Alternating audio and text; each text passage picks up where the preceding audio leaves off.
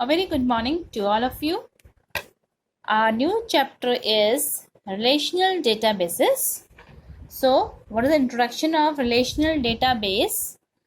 A database system is basically a computer-based record-keeping system where a computer maintains the records of the data.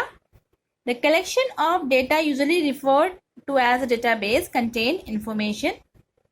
A database may also be referred, or you can say defined, as a collection of interrelated data stored together to serve multiple applications. This concept will be clear more to you when I will discuss with you about the typical file system. In typical file system you can say typical file system means few years back what we have to do it, we have to maintain all the records of the student in a file. Let's take example of school only. If any child is joining our school or KVM public school, so whosoever they are sitting in the reception, or they have to maintain student personal detail as well as fee detail. Each and every detail of a student, they have to be entered in the registers. Like we have maintained one personal information about a child, like admission number, name of the student, date of birth, parents, father's name, mother's name, contact number, phone number.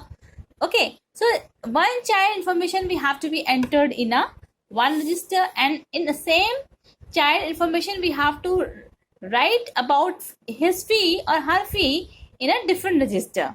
Okay, and about the marks, if a child is getting any marks, so we have to maintain register for that particular also. So that means everything we have to write, and if I want to know that child has submitted fee or not, so we have to open the register and we have to see whether the child has deposited fee or not. What the child has got the mark, we have to open that register, we have to see the marks of the student.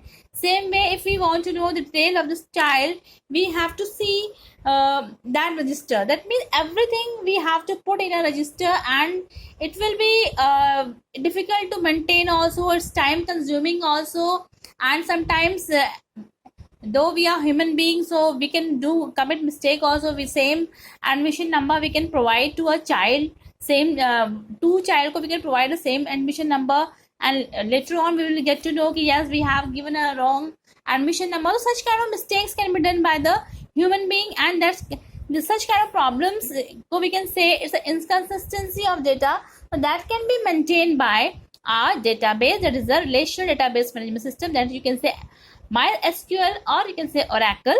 Okay, so in a typical file processing system, permanent records are stored in a various files.